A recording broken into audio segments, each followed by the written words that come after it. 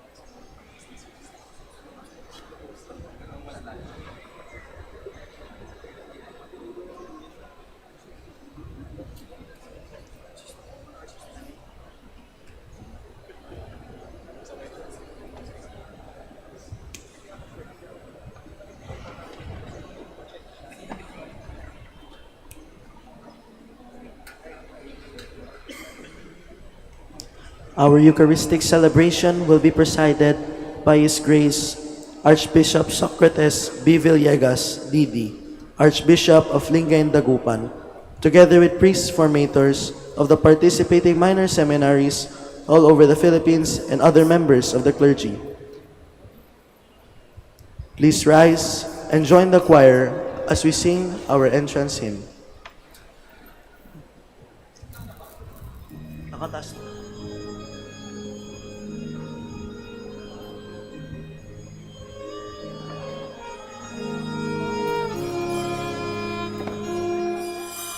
The God of all grace has blessed us this day. All of creation joins us in praise, lifting our voices, lifting our hearts to the glory of God forever.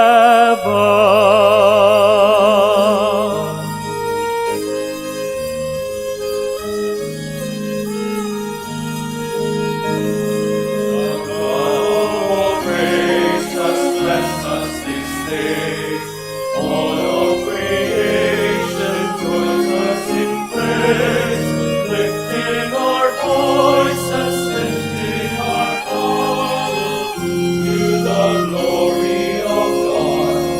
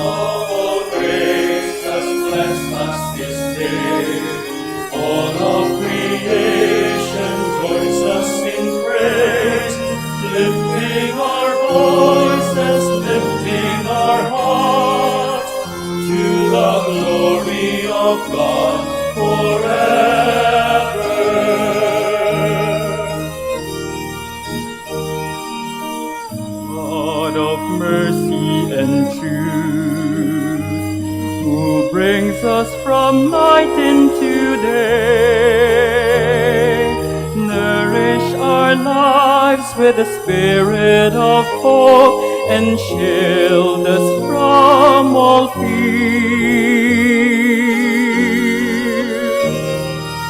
God of all grace has blessed us this day. All of creation joins us in praise, lifting our voices, lifting our hearts to the glory of God forever.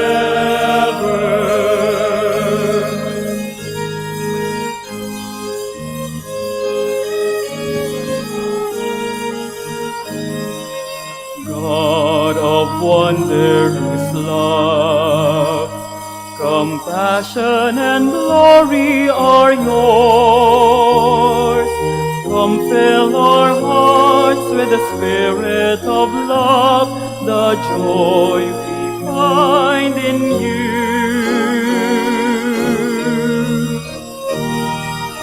God of all grace has blessed us this day. All of creation joins us in praise, lifting our voices, lifting our hearts to the glory of God forever.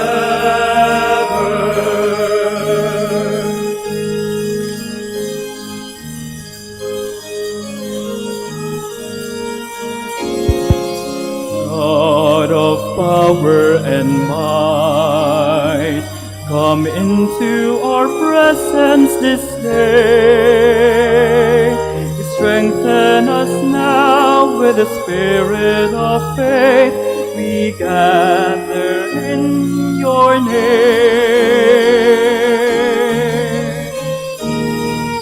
God of all grace has blessed us this day.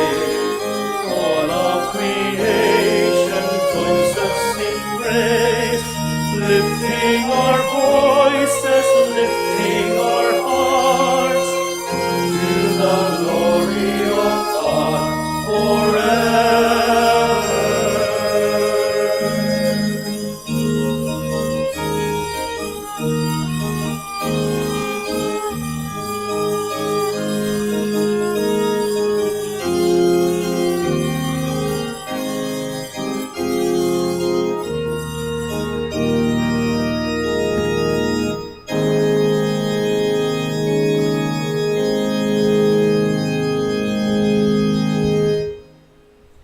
In the name of the Father, and of the Son, and of the Holy Spirit.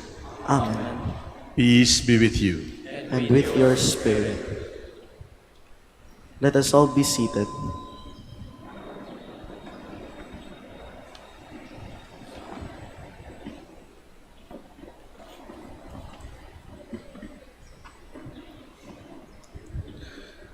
Your Excellency, Archbishop Socrates Villegas, our dear Archbishop here in the Archdiocese of Lingayen Dagupan, Bishop Fidelis Layog, the Auxiliary Bishop of the Archdiocese of Lingayen Dagupan, dear Reverend Fathers and formators of the minor seminarians, our dear minor seminarians, sisters and brothers, a grace filled to all of you. And on behalf of my Dominican community, the Convent of Our Lady of the Rosary here in Manaoag, I welcome you all to the Minor Basilica of Our Lady of the Rosary of Manaoag. Magandang umaga ho at welcome po sa ating lahat.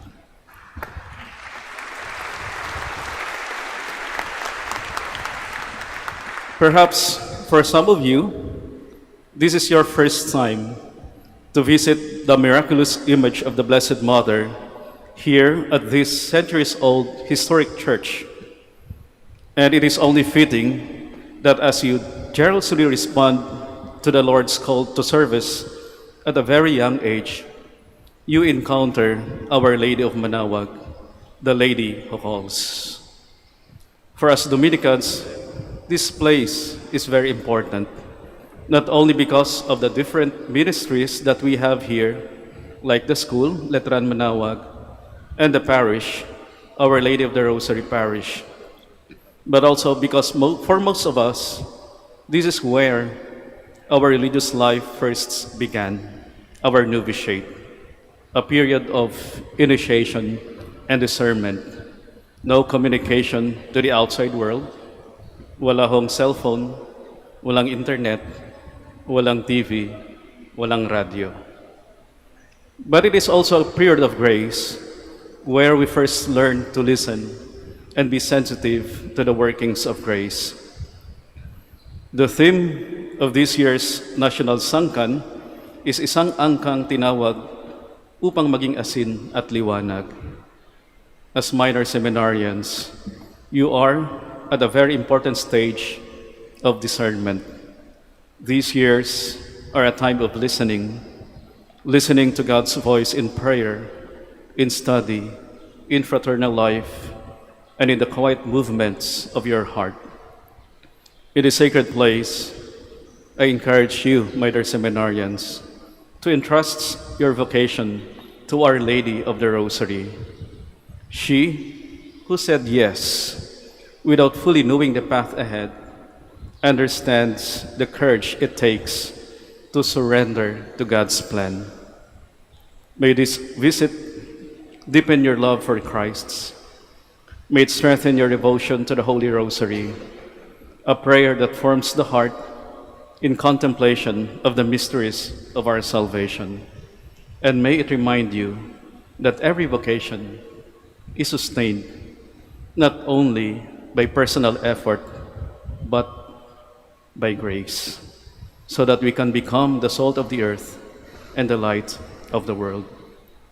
As you pray before Our Lady of Manaoag, ask her to mold you into men of humility, purity of intention, joyful service, and unwavering faith.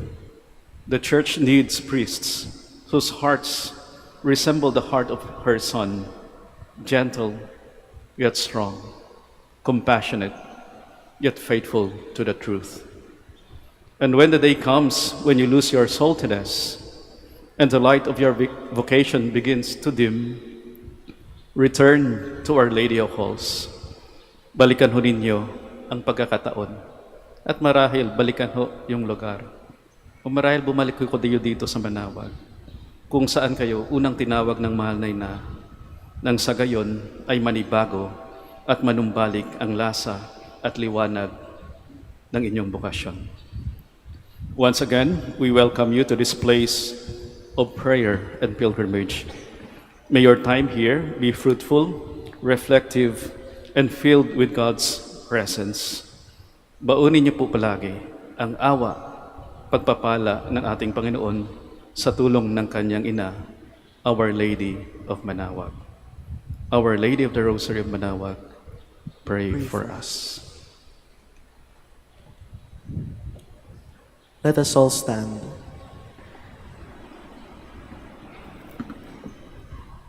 Let us celebrate our common calling. Let us open our hearts to the voice who calls, the mother who calls us to follow her Son. And for those times when we doubted, for those times when we were cold, for those times when we played deaf, let us beg the Lord for pardon and strength. I confess to Almighty God and to you, my brothers and sisters, that I have greatly sinned in my thoughts and in my words, in what I have done and in what I have failed to do. Through my fault, through my most grievous fault. Therefore I ask Blessed Mary, ever Virgin, all the angels and saints, and you, my brothers and sisters, pray for me to the Lord our God. May Almighty God have mercy on us, forgive us our sins, and lead us to life everlasting. Amen.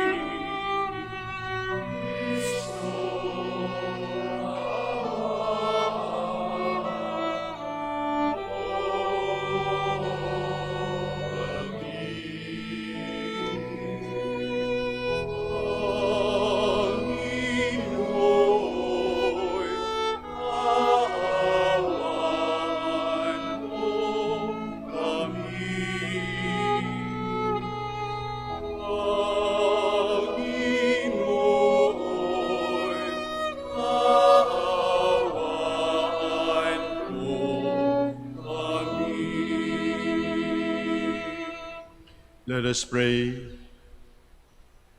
May the venerable intercession of the glorious Virgin Mary of Manaoag come to our aid, we pray, O Lord, so that fortified by her intercession, we may reach the mountain which is Christ the Lord, who lives and reigns with you in the unity of the Holy Spirit, God, forever and ever.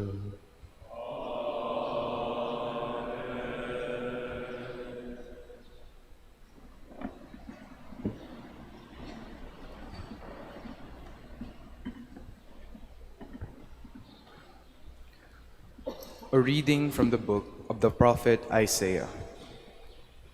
The people who walked in darkness have seen a great light. Upon those who lived in a land of gloom, a light has shone. You have brought them abundant joy and great rejoicing. They rejoice before you as people rejoice at harvest, as they exult when dividing the spoils. For the yoke that burdened them, the pole on their shoulder, the rod of their taskmaster, you have smashed, as on the day of Midian. For every boot that trampled in battle, every cloak rolled in blood, will be burned as fuel for fire. For a child is born to us, a son is given to us. Upon his shoulder dominion rests. They name him Wonder Counselor, God Hero, Father forever, Prince of Peace. His dominion is vast and forever peaceful, upon David's throne and over his kingdom, which he confirms and sustains, by judgment and justice, both now and forever. The zeal of the Lord of hosts will do this. The word of the Lord. Thanks be to God.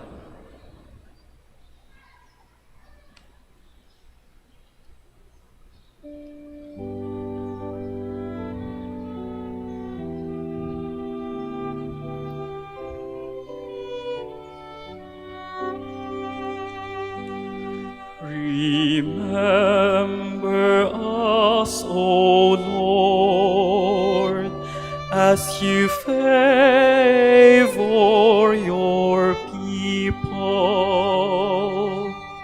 Remember us, O Lord, as you favor your people.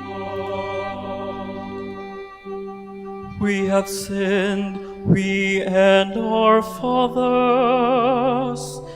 We have committed crimes, we have done wrong. Our fathers in Egypt considered not your wonders. Remember us, O Lord, as you favor your people. They made a calf in Horeb and adored the molten image. They exchanged their glory for the image of a grass-eating bullock. Remember us, O Lord, as you favor your people. They forgot the Word who had saved them, who had done great deeds in Egypt, wondrous deeds in the land of Ham, terrible things at the Red Sea. Remember us, O Lord, as you favor your people. Remember us, O Lord. as you favor your people.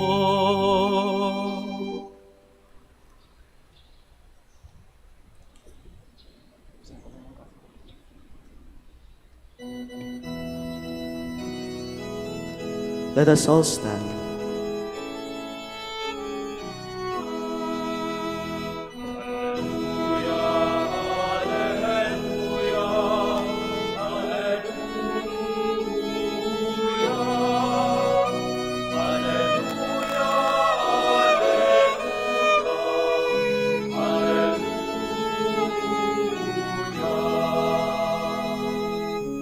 God has called us through the gospel to possess the glory of our Lord Jesus Christ.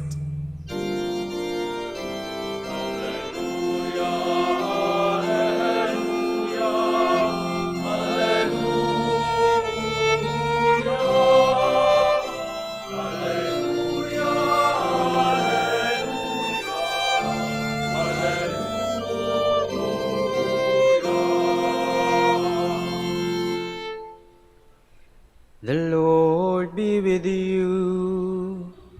And with your spirit. A reading from the Holy Gospel according to Saint John. Glory to you, O Lord.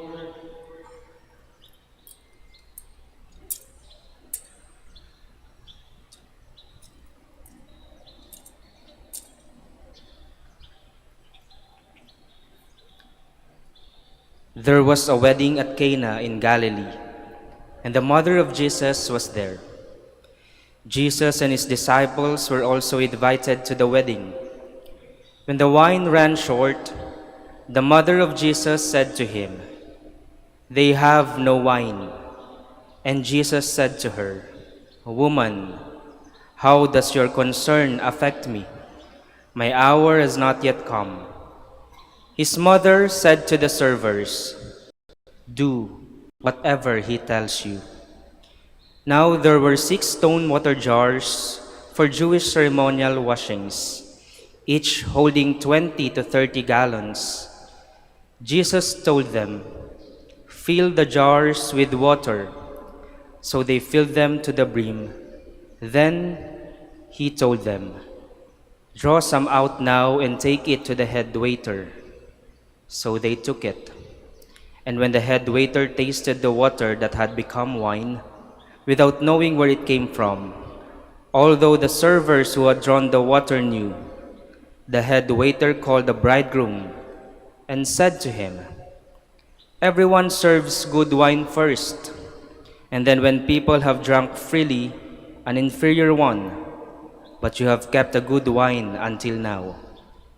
Jesus did this as the beginning of his signs at Cana in Galilee, and so revealed his glory, and his disciples began to believe in him.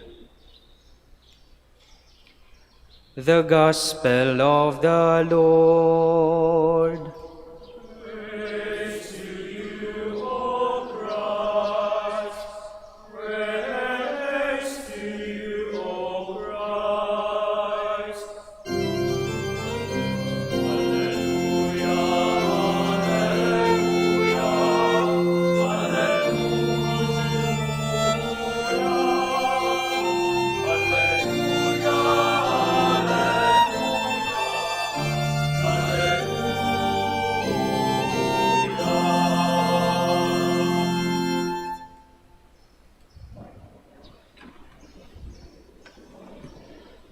Bishop Fidelis, the Prior of Manaoag, the rectors and seminary formators, my dear seminarians, brothers and sisters in Christ.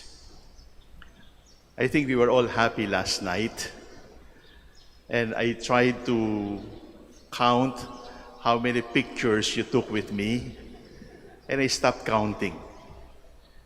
But in the midst or in between picture taking, there were a handful of you who whispered to me, "Pray for me po." One said, I don't know how to decide. Another one said, baka palabasin po ako. Another one said, my parents cannot afford anymore. Another one said, pagdasal niyo po ako, I feel so dry in the seminary. That is a vocation crisis. And yesterday, after our Sangkan dinner, I went home to pray for all of you. And I told the Lord, may they have more crises to come. My dear seminarians, you know what is a crisis, and you know what is a vocation crisis. This morning, please shout aloud.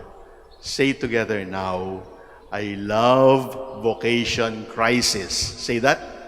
I love vocation crisis. You need vocation crisis to be good seminarians. And if you don't have vocation crisis in the seminary, you will not be a good priest. That is why my prayer for you is, may you have more crises to come. Because every crisis teaches you a lesson in life that easy living, convenient, comfortable living cannot teach you. Look at what happened last night. We were happy, you were dancing, we were singing, and yet in the midst of the dancing and the singing and the eating, you were really in crisis. Isn't that what the gospel is about? They were having a party. They were having a wedding party. But the wine was about to go out. The wine was about to run out. It was the vocation crisis of the married couple. It was a crisis that the Virgin Mary saw even before the couple saw the crisis. And what happened to the crisis? It became the first miracle of Jesus in his public ministry. My dear seminarians, I say it again, do not be afraid of vocation crisis, because every crisis is an opportunity to make you a better seminarian and to make you a better priest. That is why G.K. Chesterton loved to say, oh, hot water, I love hot water, it keeps me clean. You know what is hot water? You put a potato in hot water, the potato softens. You put egg in hot water, the egg hardens. You put coffee in hot water, the water becomes fragrant. You put coffee in hot water, the water becomes brown. You put coffee in hot water, the water is changed. Crisis changes the water. In other words, my dear seminarians, if God puts you in hot water, do not be like a potato that you become soft. Do not be like the egg that becomes hard. Be like coffee. Change your crisis into an opportunity. Be like coffee. Change your crisis and make your vocation fragrant with the odor of coffee. Wow! Coffee is life. And that is what vocation should be. A vocation crisis is an opportunity to make the hot water transform itself into a fragrant, aromatic coffee, nice to drink. Do not be afraid of crisis. After this Sangkan, you will go home. I am very sure you will sleep a lot. And then, after resting, you will be back to the routine of the seminary. And then, you will grapple again with crisis, with confusion, with doubt, with lack of support, with suspicion. That is part of life. Because that is part of the life of the church. But, do not wait for the crisis for you to pray. I am 40 years old. I entered the seminary 49 years ago. So maybe I have a right to share with you the secret of my priesthood and the secrets of my seminary formation. The first secret, my dear seminarians, is even as seminarians, Go to Mass and receive communion every day. Believe me. I don't know how it works, but it works. Go to Mass even if you're on vacation. And do not drag your feet from the dormitory because the chapel bell is ringing. Be excited about the Mass. More than any part of the seminary schedule, the Mass in the morning, in the afternoon, or whatever time of the day should be the highlight of your day. Receive communion, go to Mass every day, be attentive, do not sleep during the homily, and make your Mass the best offering for that day. The second secret, my dear seminarians, is you pray the rosary every day. And keep the rosary in your pocket every day. Because the rosary in your pocket and the Hail Mary from your lips will be your food supplements. They will be your vaccination against crisis. You will still have crisis, but the crisis will be mild because you have been vaccinated by Mary's protection. Go to Mass every day and receive communion. Pray the rosary every day because even before your crisis hits you, Our Lady will tell her son, your son will have crisis one day. This seminarian will have doubts very soon. This seminarian will be confused. This seminarian will be suspected. Dear son, restore to this seminarian the wine of joy, the wine of his vocation. And the third secret, are you still listening? The third secret is go to confession at least once a month. Do not postpone. Because the mark of a healthy spiritual life for a seminarian is how often you go to confession. You can pretend during morning prayer. You can pretend during the class. But you cannot pretend when you lean down for confession. Go to confession at least once a month. More frequent than that, even better. Because the frequency of your confession will open for you the reality that your vocation to the priesthood is only and always a gift of mercy. So, remember Sangkan in the Archdiocese of Lingayen-Dagupan. Remember that you are called to be salt and light. Sangkan, asin, liwanag. And when you go home and crisis hits you, or the formators misunderstand you, or you get low grades, or you feel dry even if you're praying, say to yourself, I love vocation crisis. It makes me better. I love every vocation crisis. The crisis is the best teacher. And if you want to stay healthy against your crisis, I have said it, go to Mass and receive communion every day, pray the rosary every day, go to confession once a month. All will be well with you. I hope 20, 30 years from now, you will come back to Manaoag, no longer as seminarians, but as formators of minor seminarians who have been formed by crisis, who have been shaped by daily communion, who has been protected by the daily rosary, and who has received the mercy of God in regular confession. My dear seminarians, God calls you. Do not hesitate. Do not make excuses. Embrace the Lord. Embrace the Lord crucified. And the Lord crucified will lead you to the resurrection.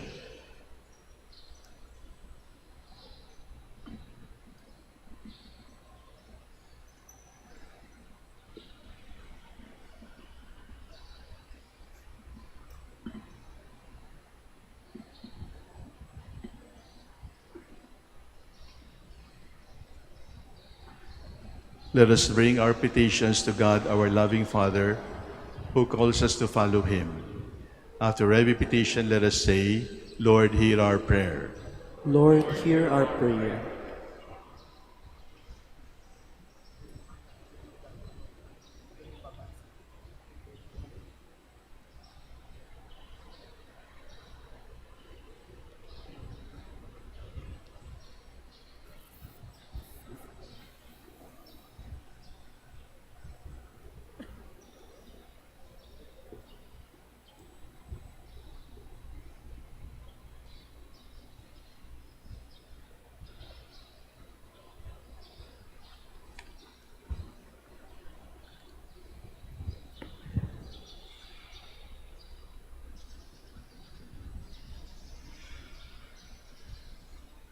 For the Church, that like Mary, she may always say yes to God's will and bring Christ to the world with humility and love.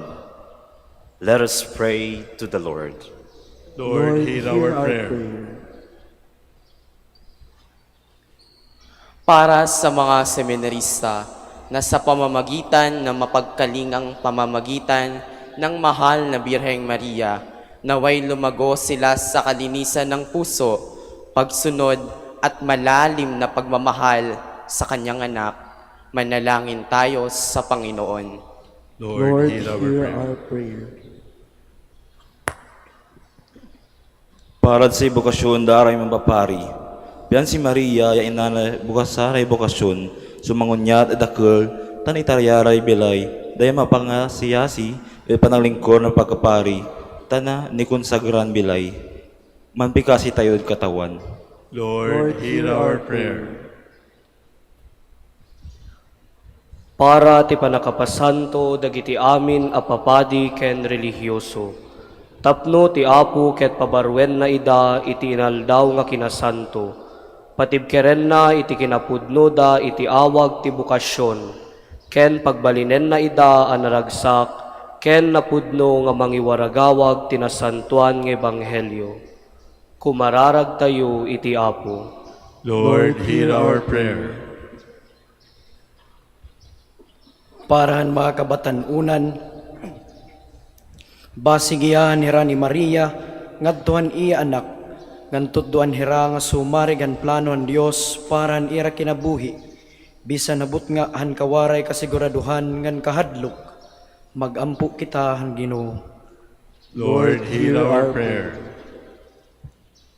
Alang sa mga naglisud ug nagantos, nga unta pinaagi sa pangaman ni Maria, madawat nila ang dignidad ug tim-os nga paglaom gikan sa Dios, magampo kita sa Ginoo.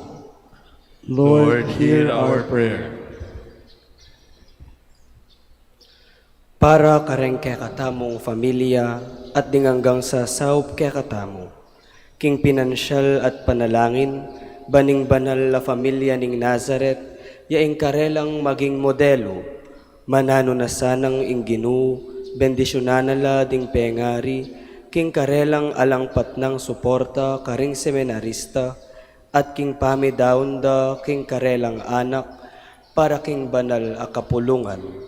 Manalangin tamo king Ginoo. Lord, hear our prayer.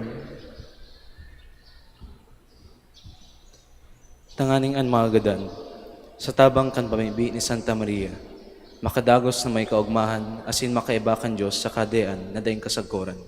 Ipamibi niya to sa kagurangnan. Lord, hear our prayer. God of mercy, you gave us Mary as our mother, the voice who calls. Through her intercession, graciously hear our prayers and help us to answer the call of Jesus, her Son. Strengthen us in faith and service through Christ our Lord. Amen.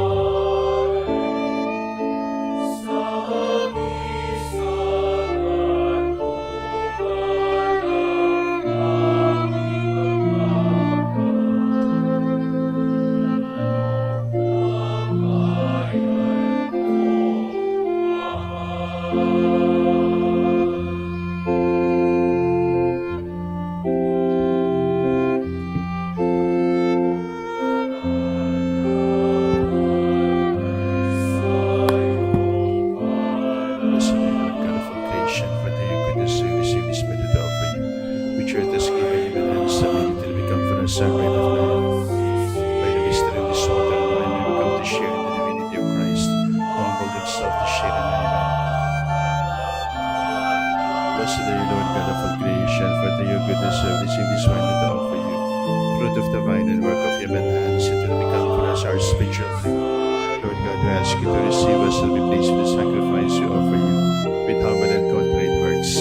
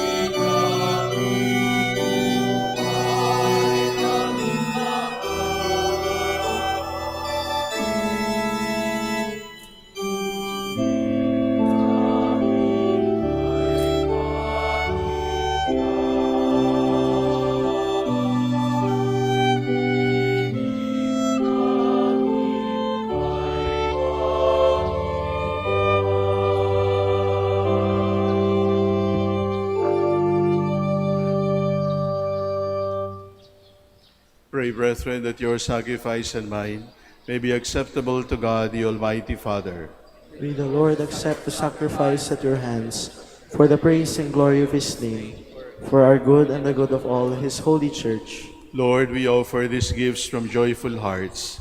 Through them sanctify your servants, whom the Blessed Virgin Mary of Manaoag instructs by her example and watches over by her patronage, so that faithful to our baptismal promises, we may serve you and our neighbor with sincerity of heart, through Christ our Lord. Amen. The Lord be with you. And with your spirit. Lift up your hearts. We lift them up to the Lord. Let us give thanks to the Lord our God. It is truly right and just, our duty and our salvation, always and everywhere to give you thanks, Lord, Holy Father, Almighty and Eternal God. And as we celebrate the memory of the Blessed Mary, ever Virgin, to praise, to bless, and to proclaim your holy name, so intimately does she share in the mystery of Christ, that she is still a mother, continuing to give you children with the Church, encouraging them by her love, and drawing them by her example to pursue perfect charity. She is the model of all who live by the Spirit of the Gospel. As we look up to her in prayer, we learn from her mind to love you above all things, from her Spirit to be wrapped in contemplation of your word, and from her heart to serve the needs of others. In our joy we sing to your glory with all the choirs of angels.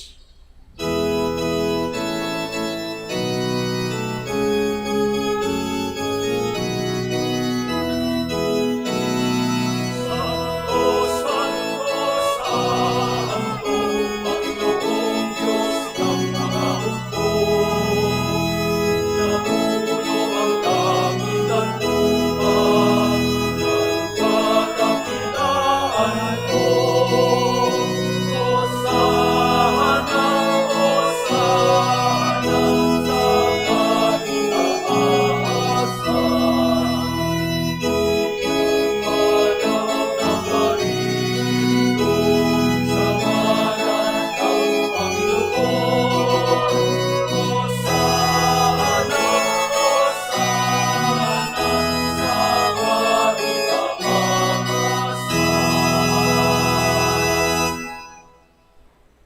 You are indeed holy, O Lord, the fount of all holiness. Make holy, therefore, these gifts, we pray, by sending down your Spirit upon them like the dewfall, so that they may become for us the body and blood of our Lord Jesus Christ.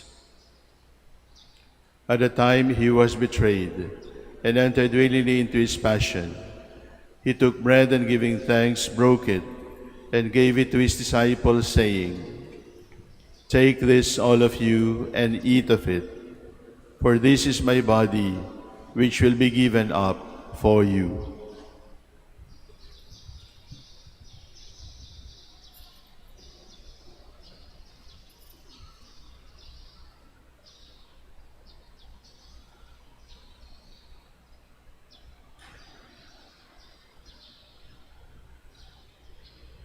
In a similar way, when supper was ended, he took the chalice, and once more giving thanks, he gave it to his disciples, saying, "Take this, all of you, and drink from it, for this is the chalice of my blood, the blood of the new and eternal covenant, which will be poured out for you and for many, for the forgiveness of sins.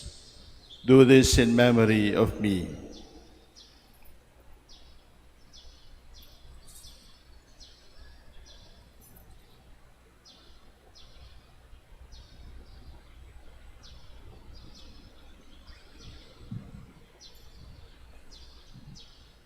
The mystery of faith.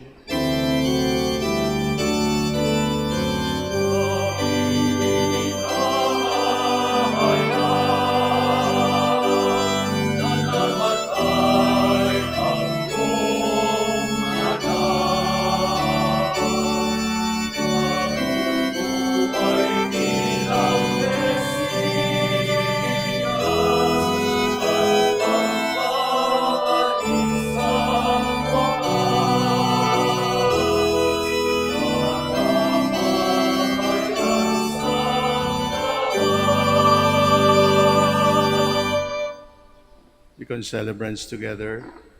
Therefore, as we celebrate the memorial of his death and resurrection, we offer you, Lord, the bread of life and the chalice of salvation, giving thanks that you have held us worthy to be in your presence and minister to you. Humbly we pray that, partaking of the body and blood of Christ, we may be gathered into one by the Holy Spirit.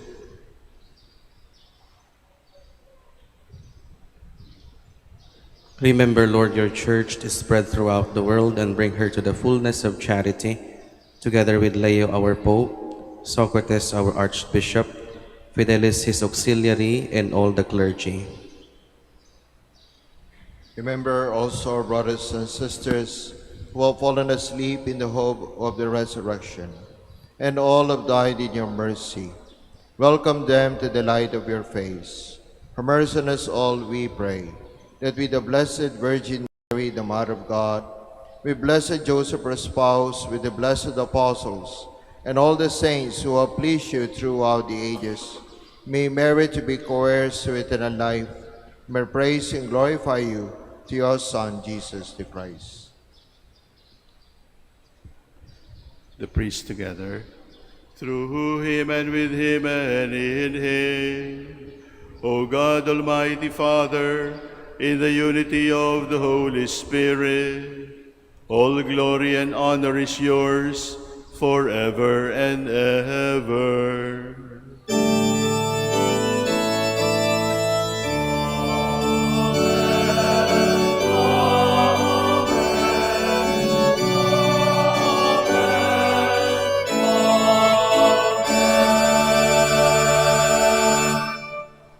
Inspired by the Spirit and commanded by the Lord, let us pray to the Father who calls us to follow his Son.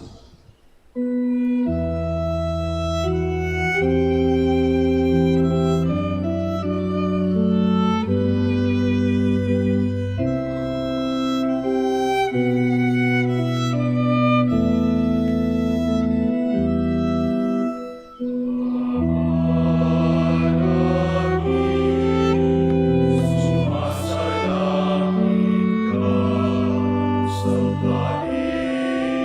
kanila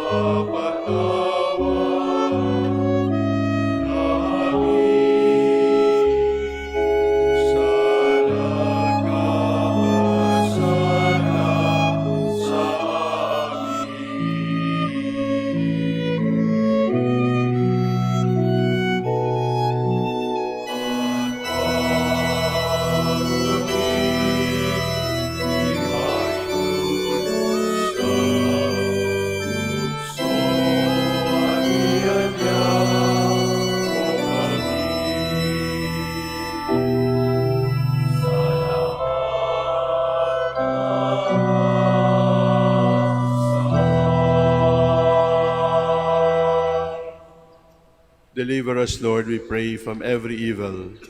Graciously grant peace in our days, that by the help of your mercy we may be always free from sin and safe from all distress, as we await the blessed hope and the coming of our Savior Jesus Christ. For the kingdom, the power, and the glory are yours, now and forever. Lord Jesus Christ, you call us to follow you. You said to your apostles, "Peace I leave you, my peace I give you." Look not on our sins, but on the faith of your church, and graciously grant her peace and unity, in accordance with your will, who live and reign forever and ever. Amen. The peace of the Lord be with you always. And with your spirit. Let us offer each other the sign of peace.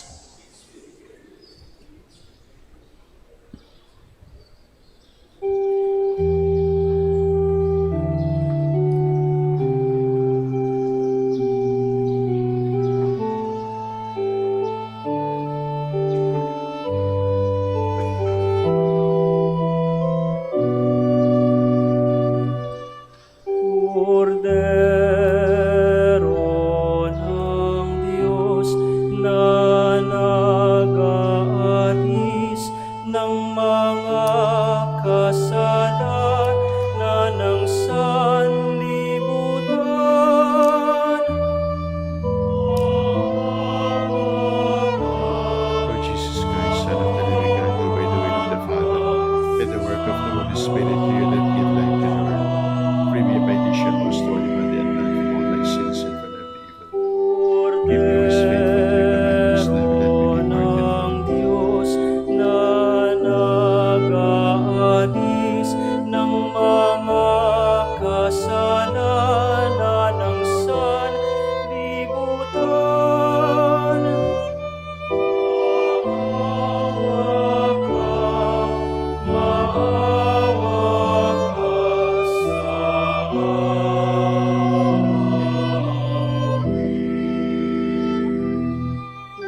Cordero ng Diyos na nag-aalis ng mga kasalanan ng sanlibutan.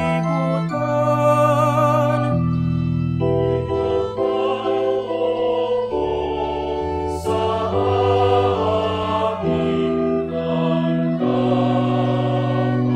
kapayapaan.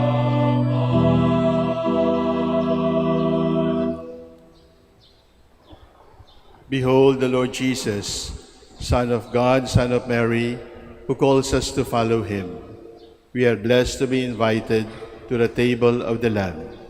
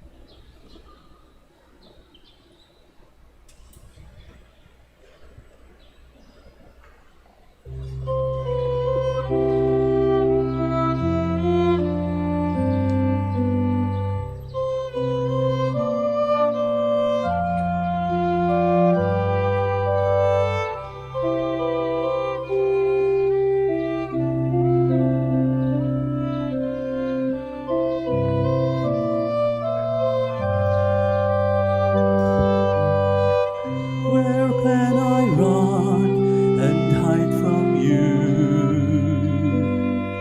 Or could I ever do when everywhere I know you're there? Anywhere you'll find me. Where could I go to flee from you? Or could I ever do when your hand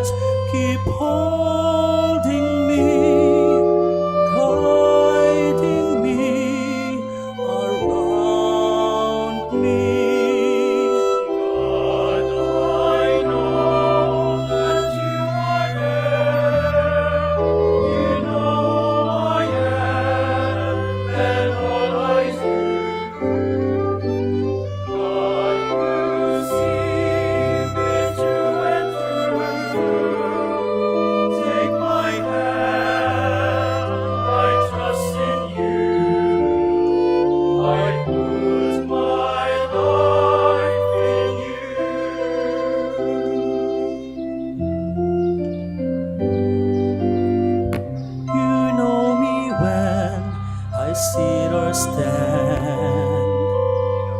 My life is in your hand. You read my thoughts from far away. In everything you know me. You know me in my darkest hour. You give me strength and power. You are there beside me, watching me for always. I know that you are there. You know who I am and all I do. God, you see me through and through and through. Take my hand, I trust in you. I put my life in you. For all the marvels that you gave me, for all the marvels that you do, for all of this I like to thank you and praise you. God, I know that you are there. You know who I am and all I do. God, you see me through and through.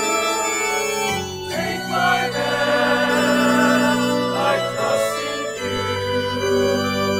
I put my life in you.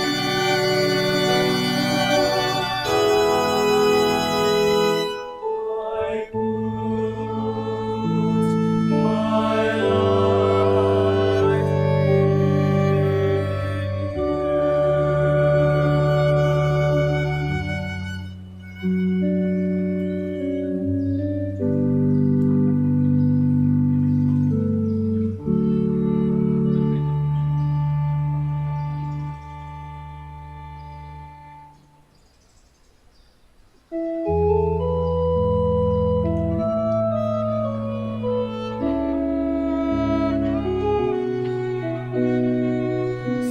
Sinumang sa aking mananahan,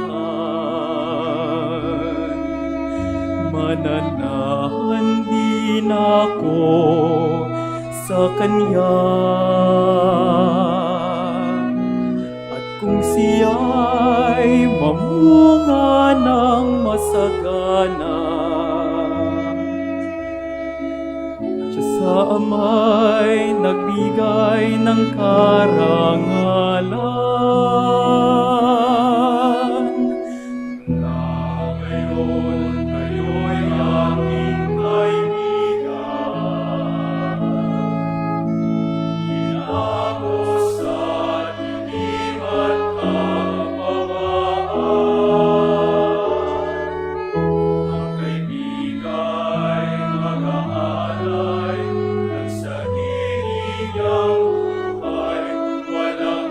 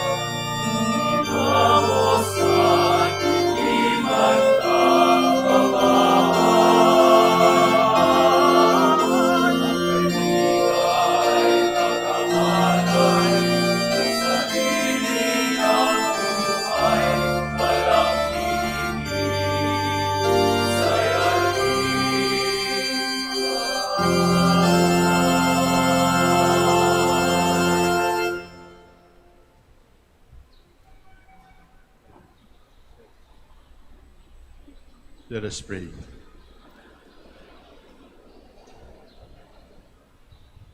Lord God, you have given us new strength through the sacrament of your sacred body and precious blood of your Son Jesus. Grant that this grace of your love may be our lasting grace and protection, and inspire us to follow faithfully and joyfully in the footsteps of the Blessed Virgin Mary who calls, by imitating her virtues through Christ our Lord. Amen. Let us all be seated.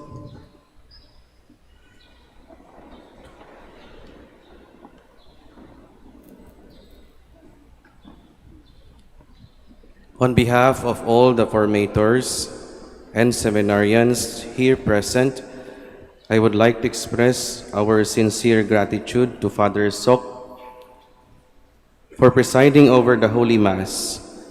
Your presence and your inspiring, heartfelt homily made this celebration deeply meaningful and spiritually uplifting for all of us.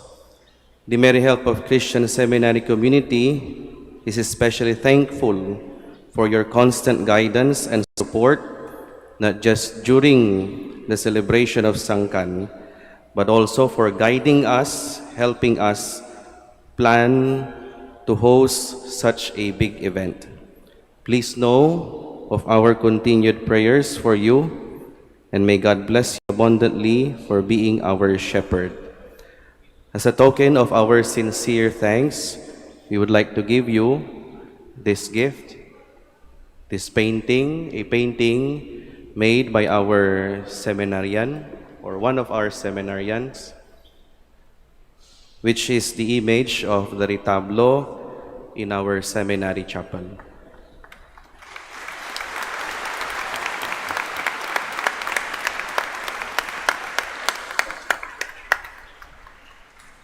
We would like to thank also Reverend Father Felix C. Legaspi III, OP, Prior of the Minor Basilica of Our Lady of the Rosary of Manaoag, for your warm and gracious welcome at the Minor Basilica of Our Lady of the Rosary of Manaoag. Thank you for accommodating us for all our favors we asked for this celebration. Your kindness and hospitality truly made the celebration of the National Sangkan meaningful and memorable. May God bless you abundantly in your ministry. As a token of our gratitude for your generosity and your hospitality, we would like to give you this image of the Merry Help of Christians.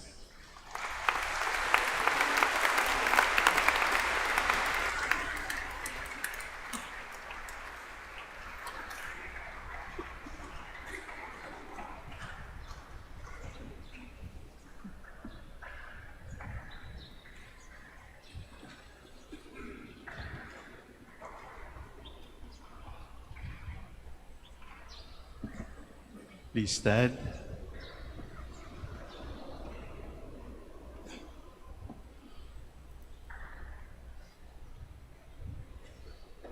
The prayer for the celebration of the Centennial coronation of Our Lady of the Rosary of Manaoag. Almighty and loving God, we offer you our praise and gratitude as you celebrate the centennial anniversary of the canonical coronation of Our Lady of the Rosary of Manaoag.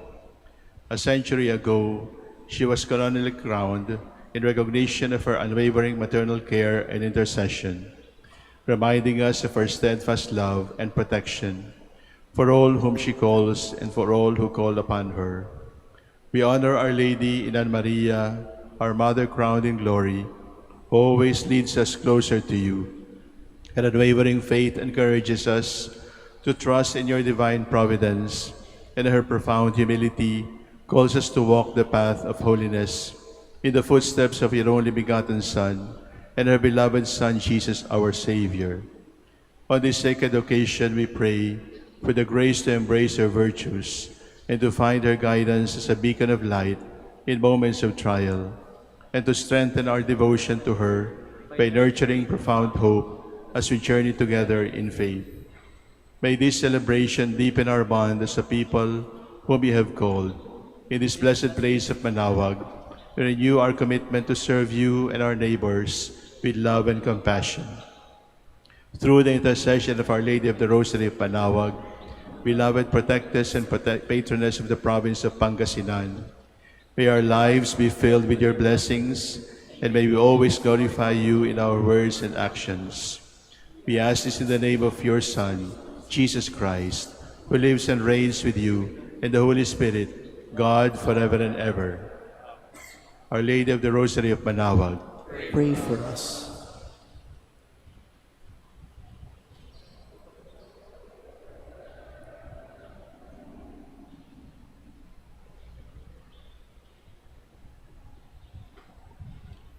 My dear seminarians, in a while, we will be parting ways.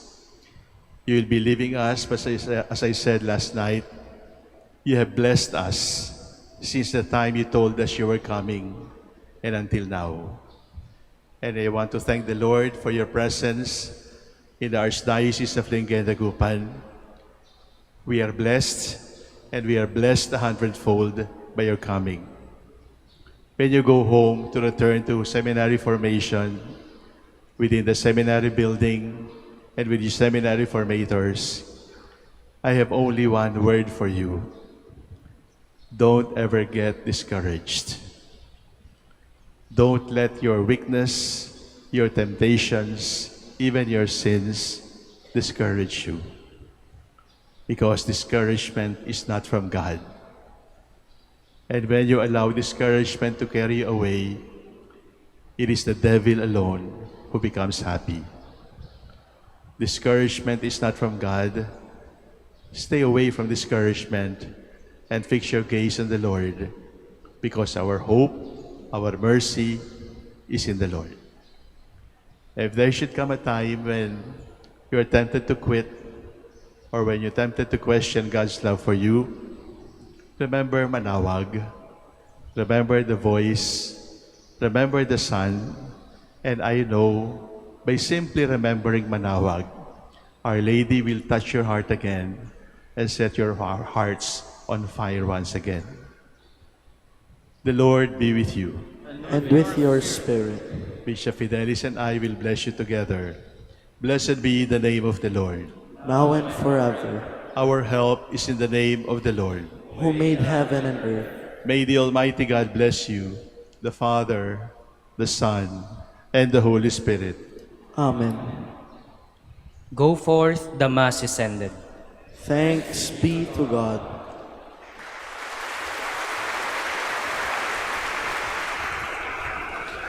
Amen.